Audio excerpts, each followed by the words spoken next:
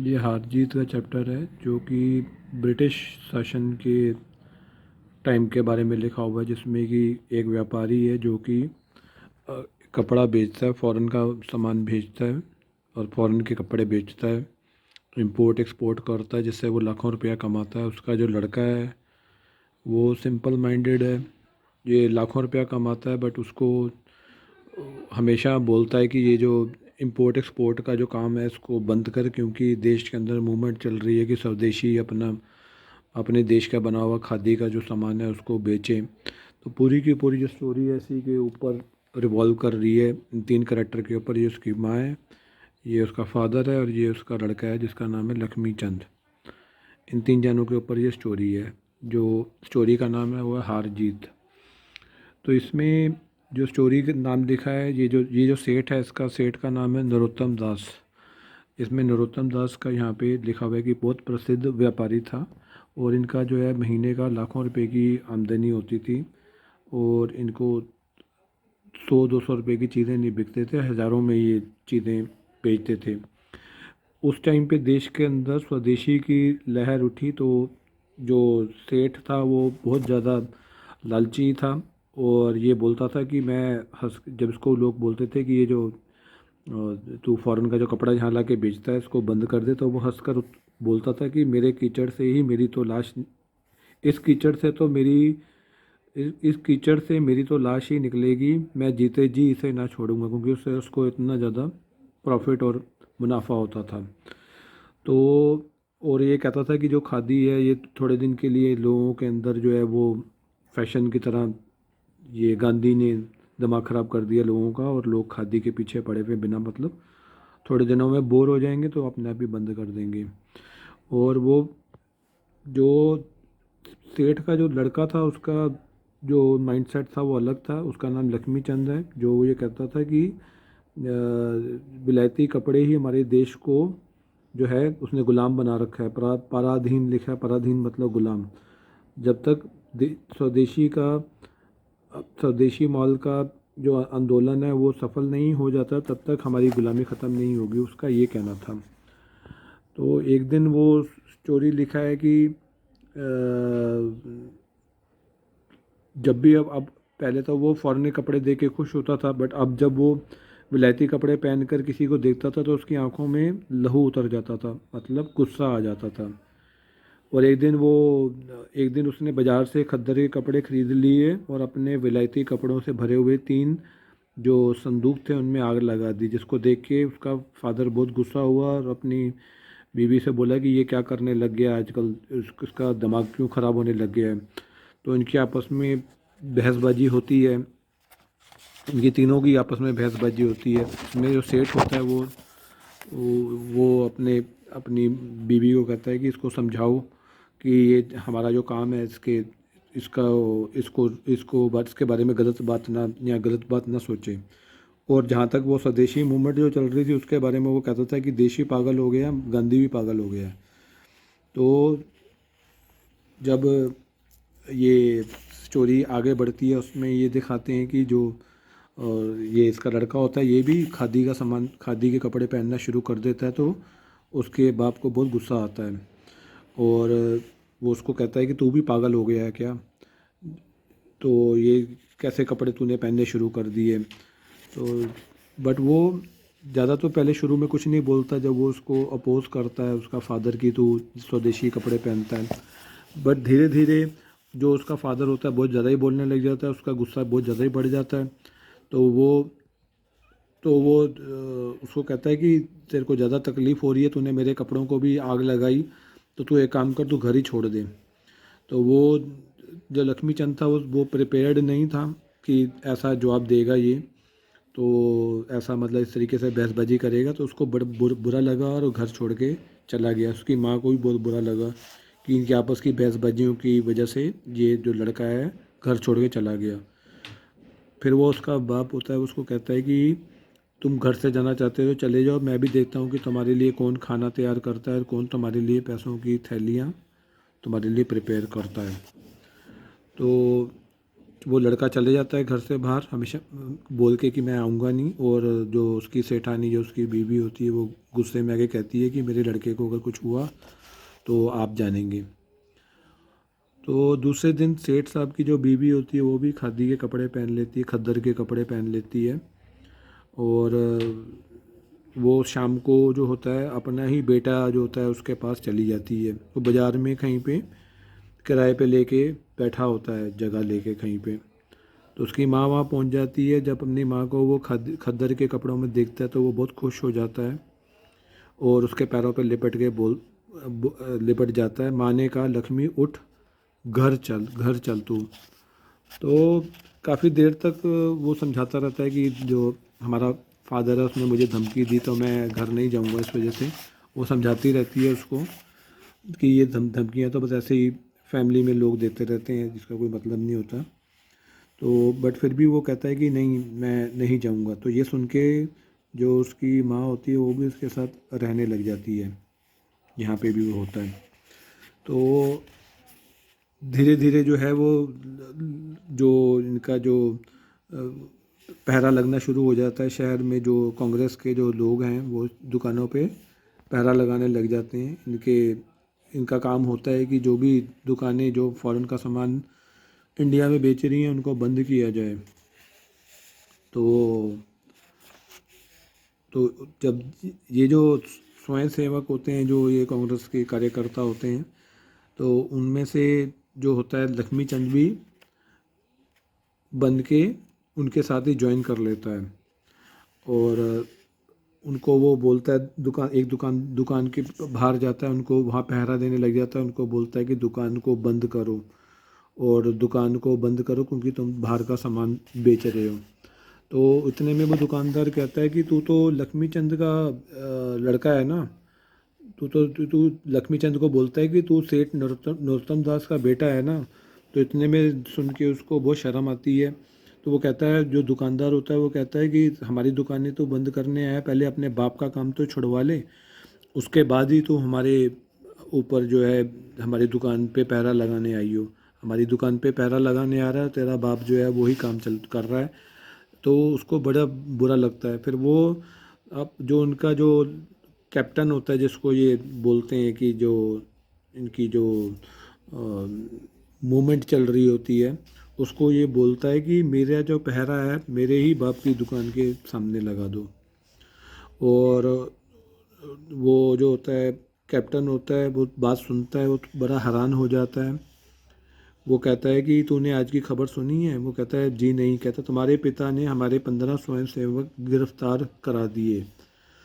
तुम्हारे ही बाप ने हमारे 15 जो जो काम करने वाले लोग थे उनको गिरफ्तार करवा दिया। तो लक्ष्मी चंद को बहुत शर्म आती है और वो कहता है मैं इसका प्रायश्चित करना चाहता हूँ। तो इसलिए वो कहता है कि मेरा जो पहरा है अपने ही बाप की दुकान के बाहर लगा दो। तो नेक्स्ट डे जब वो दुकान पे जो होता है नरोत्तम दास जब देखता है, तो वो देखता है कि जो स्वयं सेवक आए होते हैं पहरा देने के लिए दुकानों के बाहर, तो उनमें से उन्हीं का लड़का भी खड़ा होता है। और उसको देख के वो थोड़ा घबरा जाता है कि ये वो लड़का है जो मेरे साथ मतलब घर बैठे हुए जो है मतलब इसको घर बैठे बैठे सब कुछ मैं प्रोवाइड करता था, सब कुछ मिलता था। और आज ये राजकुमारों की तरह घर पे राजकुमारों की तरह रहता था, बट आज ये अपराधियों की तरह दंड भुगतने को तैयार हो गया है। मेरे जो जो मैं काम कर रहा हूँ उसके उसको मतलब लोगों के सामने ये दिखाने के लिए कि वो उसका पार्ट नहीं है, इसलिए वो हर हर जो वो है मतलब मुश्किल का सामना करने को तैयार हो गया है। तो इसको देख के वो थोड़ा सा जो है वो उसको बुरा भी लगता है कि मेरा अपना ही लड़का जो है मेरी ही दुकान के आगे जो है मेरी दुकान के आगे धरना लगाने के लिए आया है। तो फिर उसका जो सेठ का लड़का होता है वो उसको लक्ष्मी चंद को कहता है कि आपको सेठ ने अंदर बुलाया है।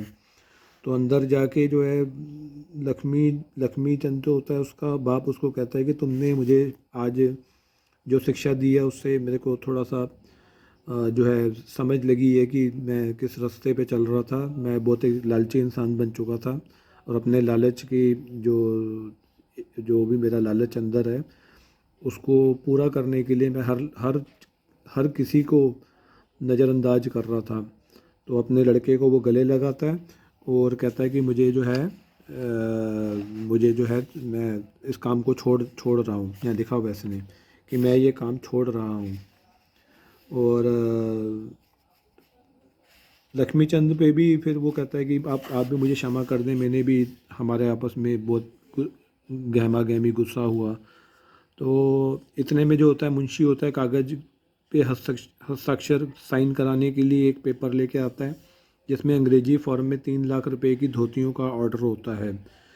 तो सेठ उसको ऑर्डर को देख के फाड़ देता है और कहता है दुकान बंद कर दो। फिर लक्ष्मीचंद बोलता है तुम मोटर लेकर घर चलो, अपनी माँ को भी ले चलो। तो ये दोनों वॉलंटियर जो होते हैं, क्या वॉलंटियर को जाके लक्ष्मीचंद कहता है कि ये जो पहरा है इसको हटा दो, दुकान बंद हो गई है। और जो स्वयं सेवक होता है वो पूछता है कि ये जो माल पड़ा है इस माल का क्या करना है। वो कहता है कि किसी और कंट्री में, किसी दूसरे देश में हम इसे थोड़े मूल में बेच देंगे। तो फिर वो भारत माता की जय, सेठ नरोत्तम दास की जय, भाई लक्ष्मीचंद की जय करके सारे चले जाते हैं। तो जो सेठ था उसको खद्दर के पहने हुए कपड़े जो हैं वो अच्छे नहीं लगते थे, बट आज वो खुद वो खद्दर के कपड़े पहन के घर जाता है। तो उसकी बीवी देख के उसको खुश होती है और उसको देख के पति के पैरों पर गिर जाती है और कहती है मैं तुम्हारे लिए एक चीज़, और फिर वो कहता है कि मैं तुम्हारे लिए एक चीज़ लाया हूँ। तो जो उसकी बीवी होती है वो कहती है वो क्या है। तो वो चीज़ वो कहता है लक्ष्मी, लक्ष्मी कहाँ है। वो लक्ष्मी चंद को साथ लेके आया होता है और अपने अपने फादर को खद्दर के वेश में देख के उसका भी जो है दिल जो होता है खुश हो जाता है। इसके बाद जो है थोड़ी देर के बाद लक्ष्मी चंद एक सुंदर सा चरखा और रुई उठाए हुए अंदर आया। सेठानी ने हंसकर कहा मेरे विचार में ये चार चार दिन का खेल है, फिर वही लोग होंगे और फिर वही विलायती माल। सेठ का मुंह लाल हो गया क्योंकि ये उसने टॉन्ट मारा था उसकी बीवी ने। तो अब अवस्था बदल गई थी और जो आंदोलन था वो बढ़ता जा रहा था। तो इसी तरह से जो सेठ होता है उसने सेठ ने अपनी हार मानकर भी जो है बाजी जीत ली। लक्ष्मीचंद खड़े खड़े मुस्कुरा रहा था, कमरा भी मुस्कुरा रहा था और कमरे की दीवारें भी मुस्कुरा रही थी। तो चैप्टर यहीं पे ख़त्म हो जाता है।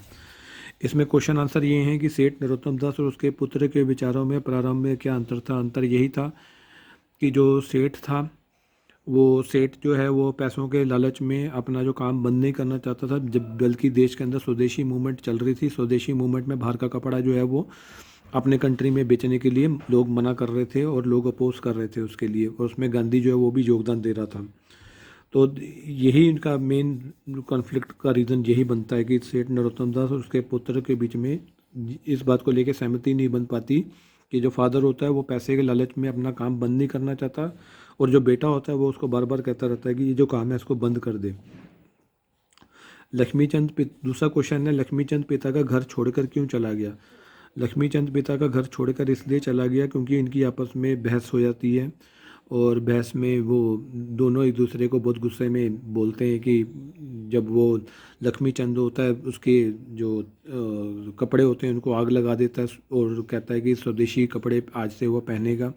तो इस बात पे वो लक्ष्मीचंद जो उसका फादर होता है लक्ष्मीचंद का, वो बहुत गुस्सा हो जाता है। उसको कहता है कि अगर इतना ज़्यादा तुझे इस मूवमेंट से कनेक्ट होना है तो मेरा घर छोड़ दे और मेरा जो पैसा है जिसके ऊपर तू सारी ज़िंदगी रहा है, जब तू एक बारी बाहर जाके काम करेगा तो तेरे को रियलाइज़ होगा कि कितना डिफ़िकल्ट काम होता है। बट वो फिर भी नहीं मानता और फिर वो घर छोड़ के चले जाता है। तीसरा क्वेश्चन है कि लक्ष्मीचंद ने अपने पिता की दुकान पर धरना देने का निश्चय क्यों किया।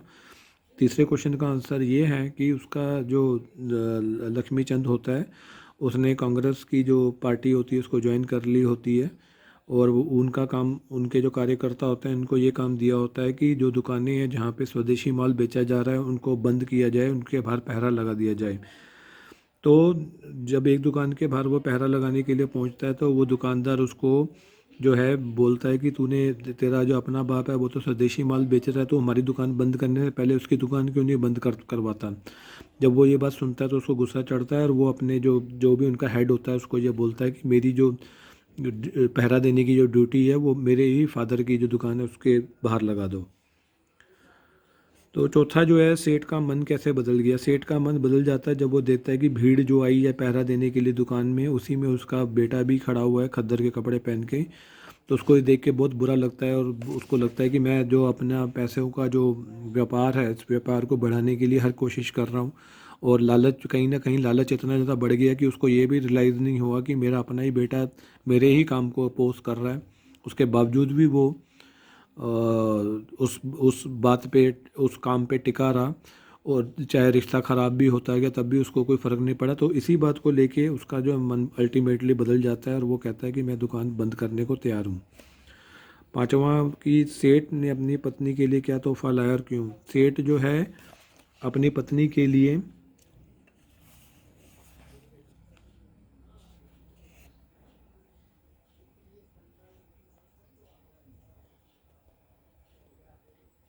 सेठ अपनी पत्नी के लिए क्या तोहफा लाया।